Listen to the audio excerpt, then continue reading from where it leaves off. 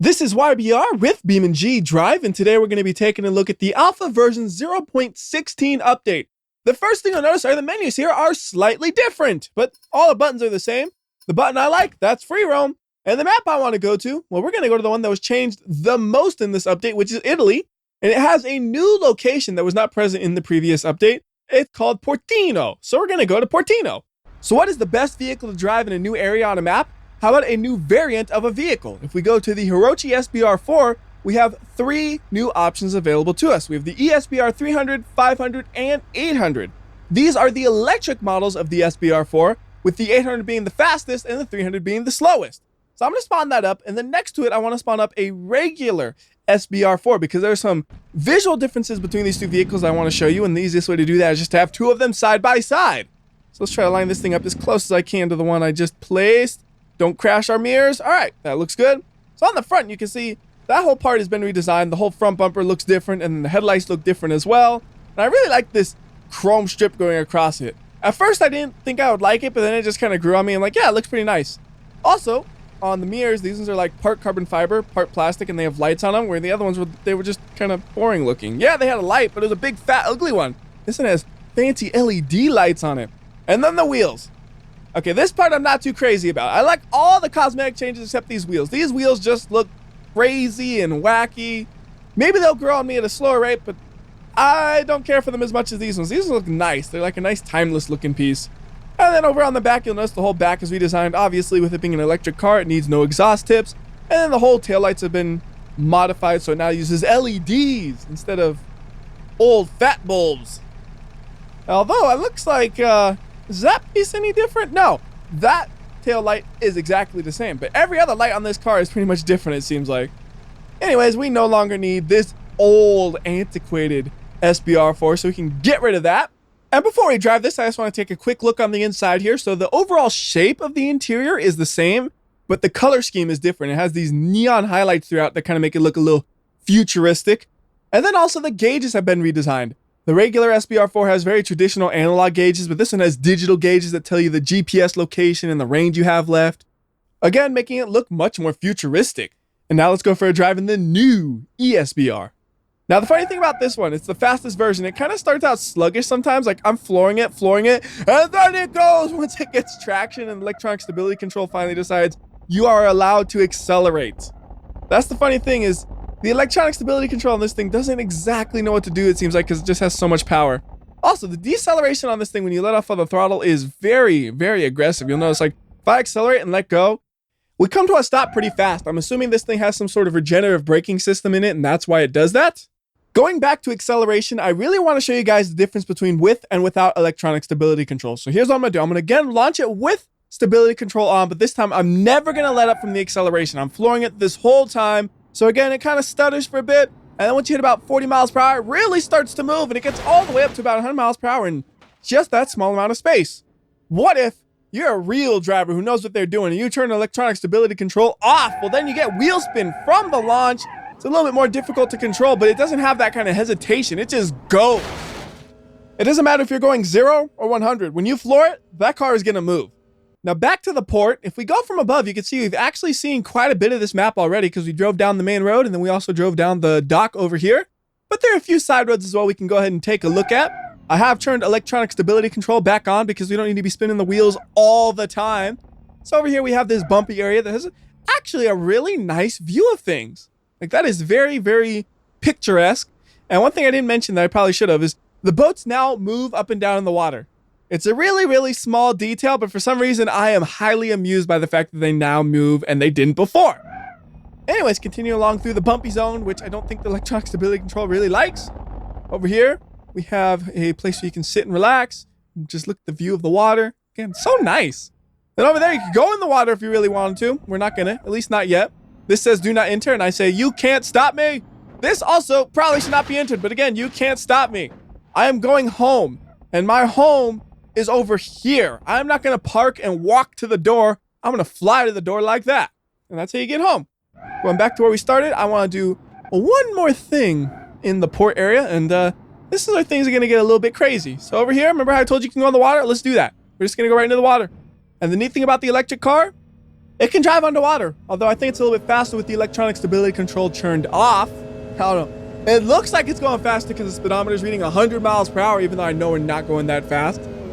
Oh, look at that. You can tell we're going to go under the boat almost because there's the shadow and there's the boat. But there really is nothing stopping you from driving this like some sort of crazy submarine. There are no ill effects because it doesn't even overheat because the water keeps it cool. It works amazingly. When you get to the beach, I guess it does some sort of smoke screen. I never saw that before. That's funny. And now we crashed it because I was trying to smoke screen too hard.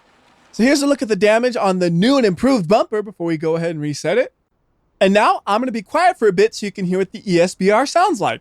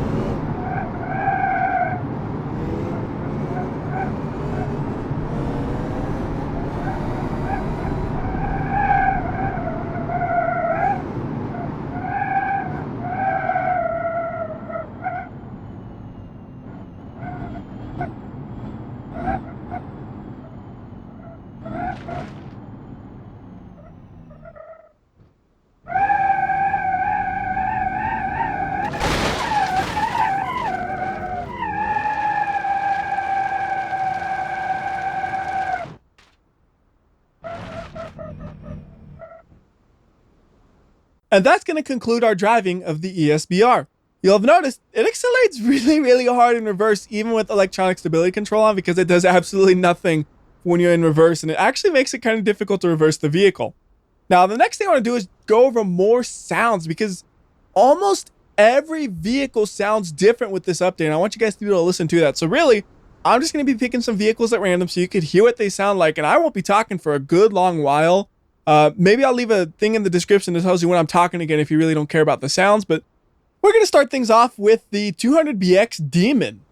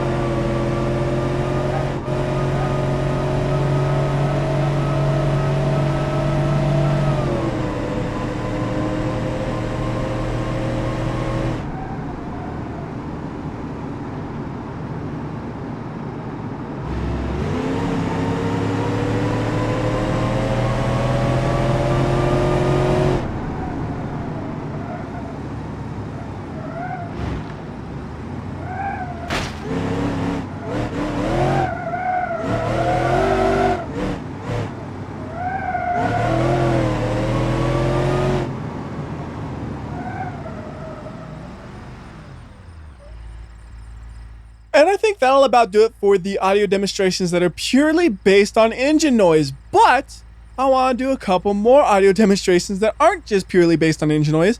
One of them is the difference when you have an exhaust attached to the engine and when you don't. When the exhaust comes off, the engine becomes quite a bit louder. And then also, when you scrape the car along the ground, it actually makes a scraping noise now, where before it never made that noise. So, we'll listen to those now.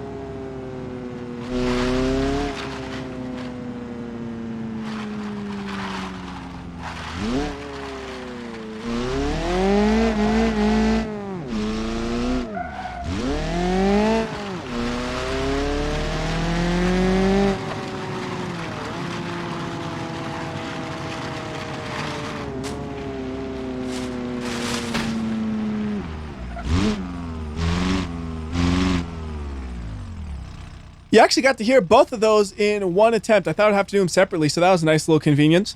And now let's just real quickly go to a car that I feel like driving, which is going to be an ETK I-Series 240 TIX whatever.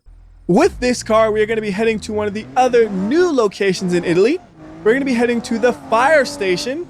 It's not as much to look at as the port, but it is a new building that I wanted to make sure we saw in this video. So we got to make sure we go the right direction here because it can be a little bit treacherous going through this corner. That's why I wanted a car that can handle good. Yeah, right through there. That was good. And then we got to go through this part. Yeah, this isn't the easiest way to get there, but there we go. There is the fire station. We can actually go inside there if we really want to. So you see here is the entrance and it says Vigli del whatever. It's fire station. Trust me, that says fire station. What else would be here? It's a nice fire station, by the way. We ain't got fire stations this night in the US. At least I don't think we do. I ain't never seen one like this before. And we got something that looks like it can work as a jump, and it does! I was actually not sure if that would work. I never noticed that until just then. And funnily enough, we're back on that same road, which I was just complaining about being kind of difficult to drive through. And my vehicle is pulling a little bit to the side, which is not ideal, especially when we want to turn right and it's pulling to the left. All right, back on this road. It all worked out in the end. So now we'll go full speed to the next new location I want to take a look at, and oh no, this is a hole. Oh goodness. All things considered, that worked out pretty well, although I'm going way too fast now. I need to slow down. I got really messed up with that hole, man. I forgot that was there, and I didn't even notice it until it was too late to go anywhere but on the sidewalk, basically, to avoid it. Very lucky. Car drives a little bit worse than before. We should definitely finish it off. And then I get an excuse to get a new car, so here we go. Smashed it up. Unless maybe it won't, because we're actually almost to the destination.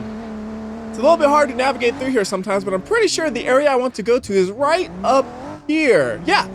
So it made it to the destination. It just took a little bit longer than you would expect. Oh no, don't fall off the cliff. Okay, it did make it just barely. And we'll go ahead and get a new car up here. And it's not like we're giving up on the car. We say, good job, car. You accomplished your mission. Now you can retire, and we'll get a different car. And we're going to use this one to explore the port. Now, the port was already partially in the old version of Italy, but it wasn't complete, and there was a lot of just kind of empty space. Now it's fully fleshed out with all kinds of stuff all over the place, and it's really worth taking a look at compared to what it looked like before. And right now, I'm heading towards the jump. It is a very big jump, where you need a decently fast car to be able to make the jump. That's why I got the track day version of the ETK K series, because that should be fast enough here, but we need to be going probably a little bit over 100 miles per hour, I think, generally to make this jump. So 117 miles per hour it looked like at the jump, and that is perfect. We made the jump over to here. What's over here? Not really too much except some pipes and stuff, but it's really fun to do the jump. The only problem is it's a little bit far away from just about everything, so we gotta drive a little bit to get back to the interesting stuff.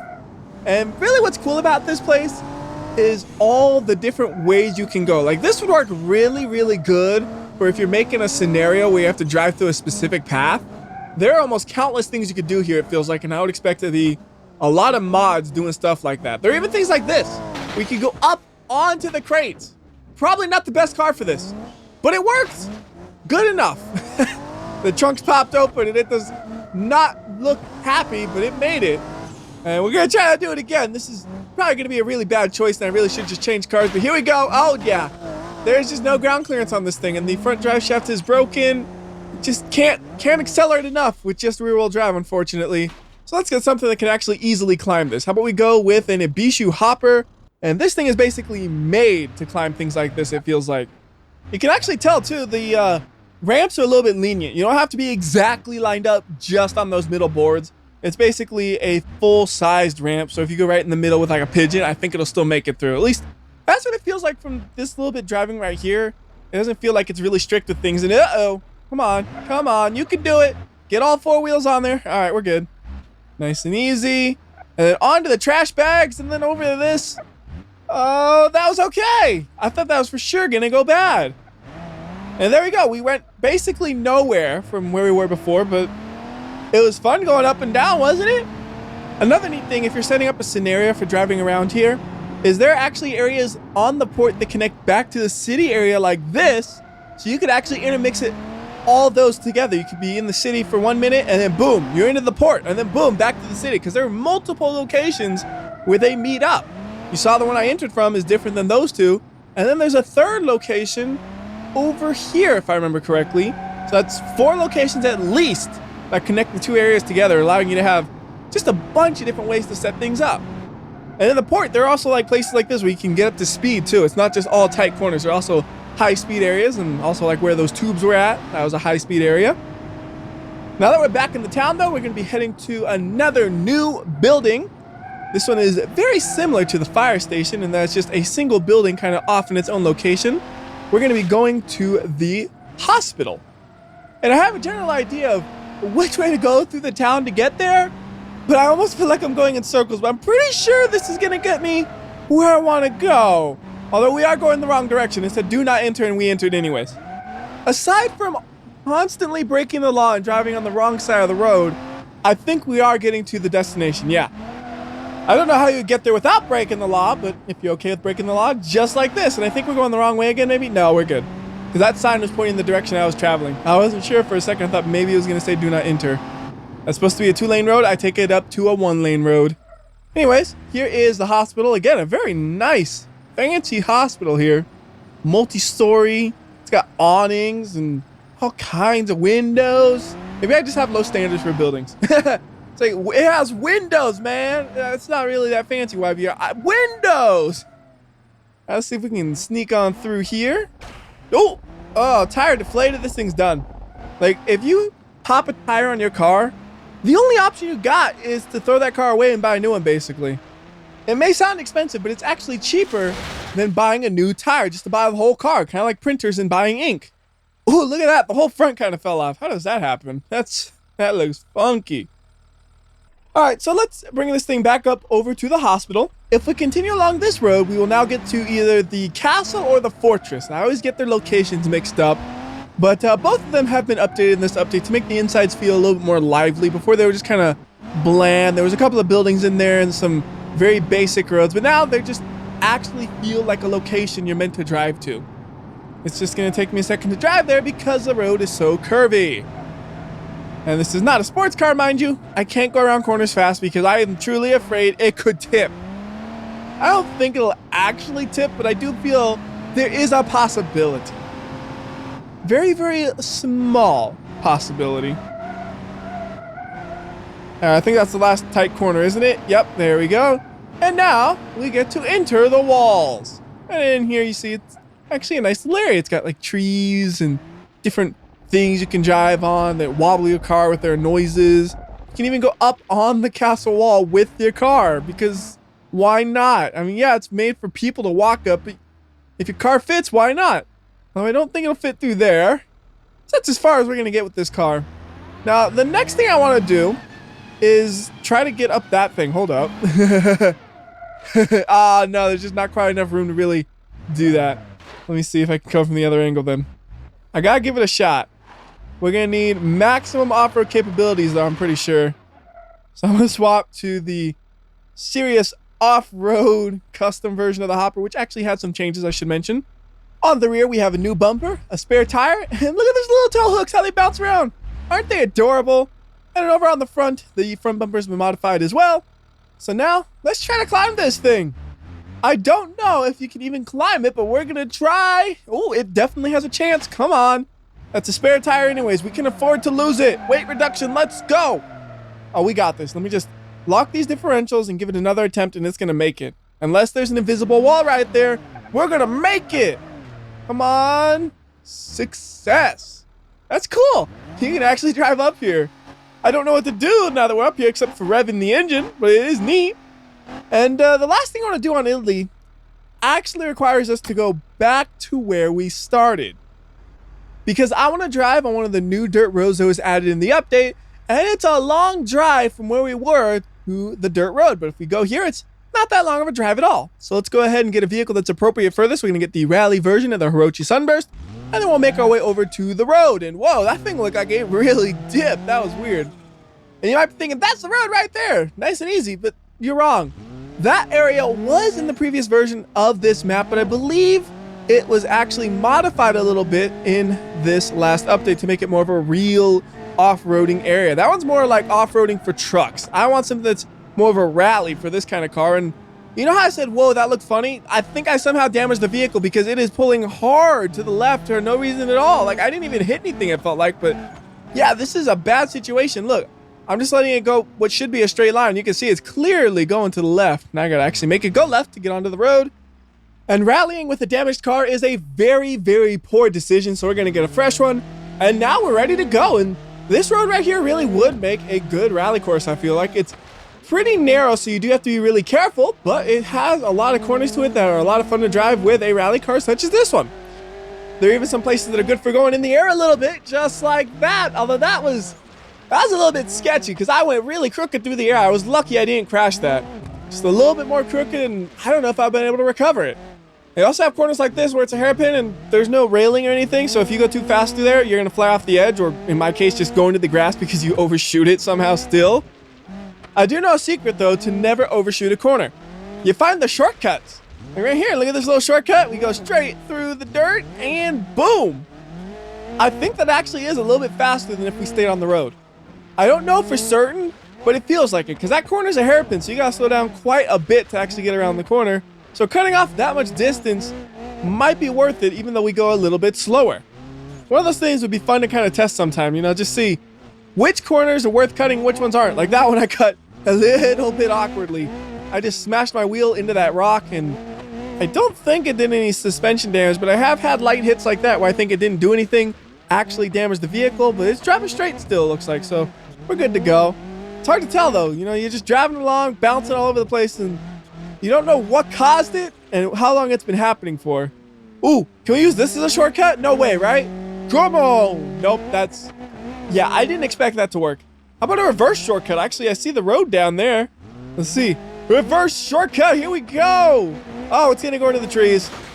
Well, I actually didn't expect that to work, so I got pretty much what I expected, to be honest, and I can't seem to get out of here. It looks like we're stuck.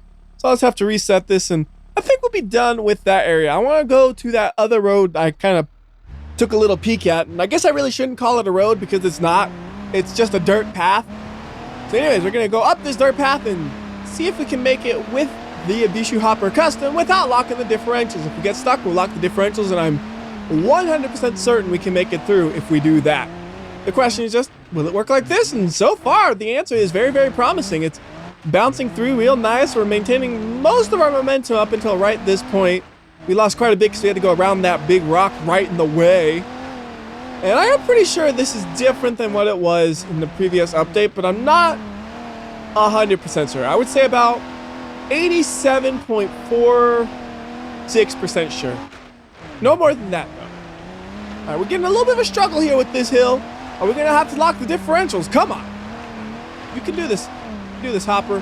Just keep hopping. Hop over the area. All right, that's good. We got a little bit of a flat surface. We can get some speed going. I think this is about the end of this little route we're driving. Yep, we could continue on if we wanted to, but I'm good. I made it up here. That was my goal. And now I just want to wreck this thing, and I got to get up to speed before we wreck it, because every wreck is better with more speed. So get this thing as fast as we can on a curvy road, which is only going to be probably about 70 miles per hour. And then we're going to slam it into the wall. And that didn't really do anything. I was hoping it would actually jump the wall, but it just didn't happen. Instead, it just eventually flipped itself with a ruined suspension. And that's going to do it for the changes in the map. There are a lot of small changes that I didn't cover, but I feel like I covered all the ones that I thought were the most interesting to see. Now we're going to talk about some changes in the vehicles. And these changes are very, very minor. In fact, I would suggest you look at the blog post on the update, because there you can really clearly see the difference between the old and the new vehicles. But for now, I'm just going to do a quick description of what the difference is. So the new ETK 800 is a little bit chunkier in the rear. And then the new Brockle Moonhawk is a little bit less chunky overall. Yeah, they have the exact opposite change. What are the odds of that?